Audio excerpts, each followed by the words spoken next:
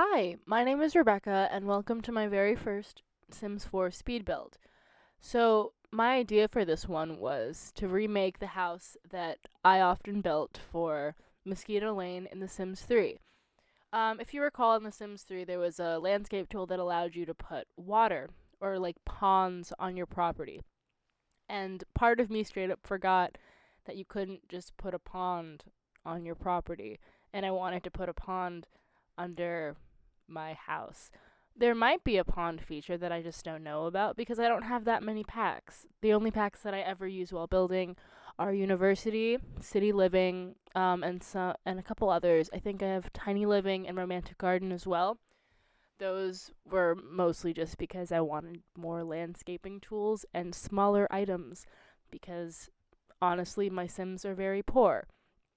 But I ended up trying to pick something a little bit out of my comfort zone, and then I ended up not going out of my comfort zone because if you see in the background, at a couple of points in time, I'll rotate, and there's a tiny, tiny yellow house in the background. That's something that I built like 15 minutes before recording this.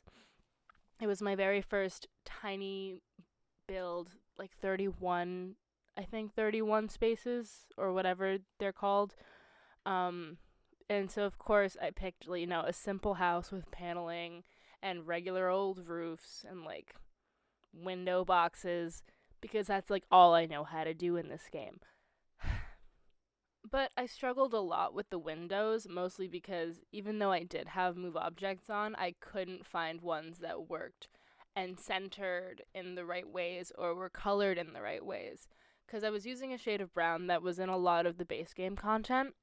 However, because the two peaks of the roofs are offset by just, I think, one tile, it doesn't necessarily work with the same windows. So I might use like a small porthole window on the smaller peak, but that doesn't center on the taller one. So I spent like probably 20 real life minutes figuring out the window situation. Most of the windows on the main floor stay the same, but eventually I realized you can't have a wide open window looking into your bathroom all the time. That's kind of whack. So you'll see the windows change a lot. Some of the design ideas that I had at the very beginning just did not add up. Like this is kind of a summery house, it's got to look very cute and cottagey almost. So why would I have things off center when they could be centered? Like things that are centered are just a whole lot cuter.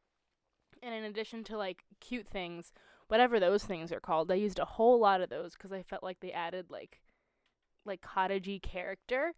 And I've seen them in real life houses, and they're never as big as the ones that there are in the game. Like those ones are just way too big, especially for like the amount of roof overhang we have. And if I pulled the roof out too much, it would just look absolutely absurd. So I just made them real small, but that was also a pain because this took me 5 minutes approximately. So like it's sped up a considerable amount, and it looks like I'm taking forever to make it happen. But I think it turned out okay. Like I like how that part turned out. I think if I could go back and change something, I'd change the window box color. But the swatches, of course, are a little whack. Most of the Sims 4 swatches are whack, but like we knew that. Like everybody knew that the Sims 4 just had like whack swatches. I've never met someone who was like, "Oh yeah, the Sims 4 swatches are like really cool," because they're not. They're not. They're not good. But because it's a lot of base game content, it's like generally pretty straightforward. All the windows I think are from the base game. The window boxes are from University. Um, I find it really hard to stick to just base game for certain builds, and I think I have in a couple of my old builds, mostly because when I did make them, I only had base game. But I also noticed over here that I put those little porthole windows at different heights on the two different sides. So after I was like reviewing the footage for the first time, I had to go back and like move it. I should have also changed the window boxes at that point, but I also wanted to upload it, and I realized I had accidentally used one piece of CC in this build. It took me so long to find it, but it was some candles that I had placed in what would have been the master bedroom. Although I don't think I can even call it a master bedroom because the bathroom is not attached. This house turned out to be 2 bedrooms, 1 bathroom. The first bedroom that I'm building in the clip is the teen bedroom. My first idea with this house was that, like, or at least one of my ideas with the house was that it would be like a house that a family owns, but they only go to like in like a nice season. And so it wasn't going to be super filled. But I was like, it's a teen bedroom. It needs to have some personality. Like, even if a teen only lives there for like a season out of the year, then they might as well leave some stuff there that like reminds them of the time that they spent there. So there's a lot of posters on the wall that I'm eventually going to put up, which thank God university gave us some like personality for the walls. We already had a lot of kids stuff, but not a lot of stuff that worked for like I feel it. Like they didn't have a lot of like simple like posters that you could just place over each other, which I really like. And I use them a lot, especially when I'm building for like younger Sims, because a lot of them are like really cute and have like simple art that you can use not just in a bedroom, but like generally. Like they got some really cute stuff. But I imagine that the Sim in this room would just be a really big soccer fan. And I didn't want them to get bored, so I gave them a camera, a soccer ball, and a guitar so that they would have like the space to do like whatever they wanted. And I had a hard time figuring out the bed swatches because I wanted the colors in the bedroom to match the colors of the house kind of almost closely. And it's got this like kind of honeyed wood tone, which I really like. Um, and so you can see like all the doors in the house, from the outdoor and indoor doors, they all match. And I wanted it to at least follow through in some way to like the bedrooms. One thing that I did notice in the end was that I tried to match both the teen and master to the door, and they're 2 drastically different colors. I realized that I just did a better job matching the teen room than I did for the master.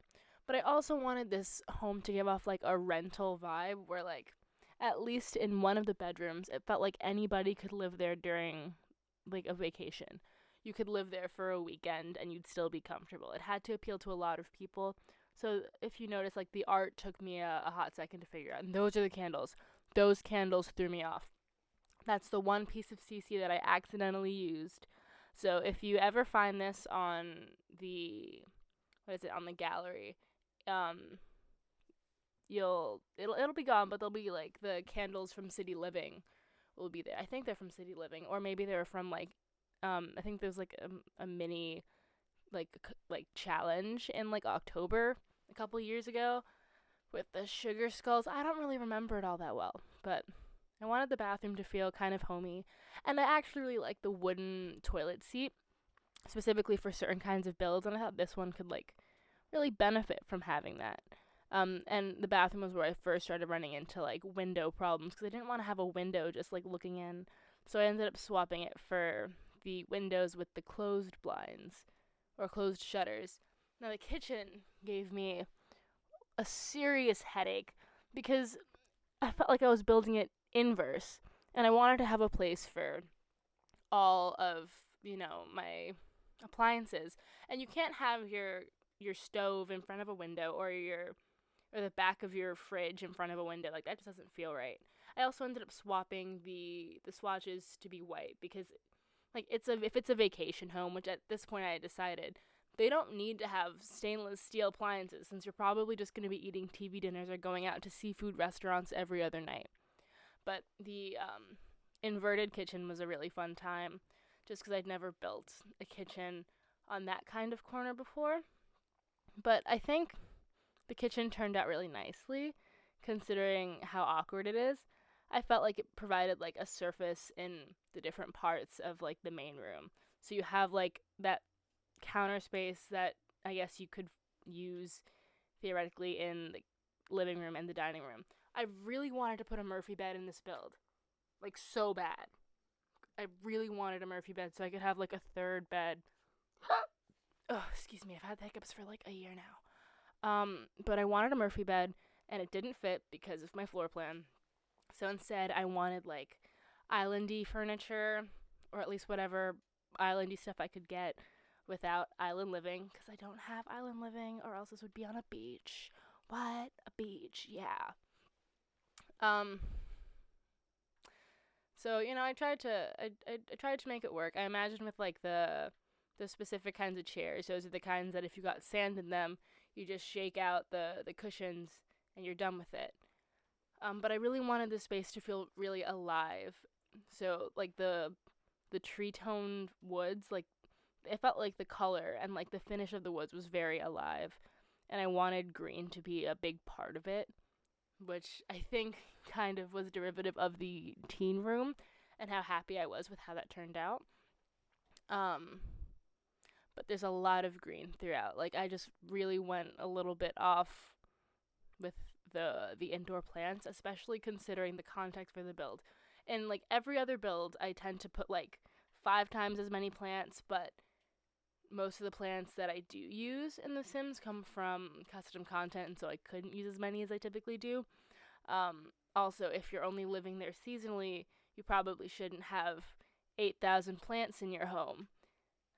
So logistically, I felt bad putting too many plants. I think in the end, like, it came together. There were a couple empty spots. Like, I thought I was done here, but I realized I straight up wasn't. There was no mailbox, no landscaping, no trash can. Oh, sorry. Every so often I'll just enlarge something, and that's to show someone who was walking by while I was building, like, what I was doing, how I was making certain things work. But yeah, every time I thought I was done, I realized there was a crucial element missing. Like, there's no way to get from the street to the door. Like, you don't want to walk on someone's grass. Like, that's not nice. You can't do that to somebody. So I went and I added like little pathways, and from a couple of the Let's Plays that I watch, because I do watch a lot, like not Let's Plays, from speed builds that I watch, I always forget that like there are realistic elements to a house that people forget in The Sims, and one of those is, the dirt around the garden, or the dirt around like the foundation of a house, because grass doesn't always grow there. It's not always easy for the grass to grow. So I had to add, you know, dirt, and I always have a lot of fun with the landscaping. I did have trouble with the trees on this build because I always use that, like, I think it's the mesquite tree with the split trunk. I absolutely love that tree, but I felt like I used it too much. If you can see in the build in the background at any point, I do use that one there. I tried to make the one in the background a starter home, so I think it fits the budget, like for like a single sim. So I think it's under 20,000 simoleons. But this one is not.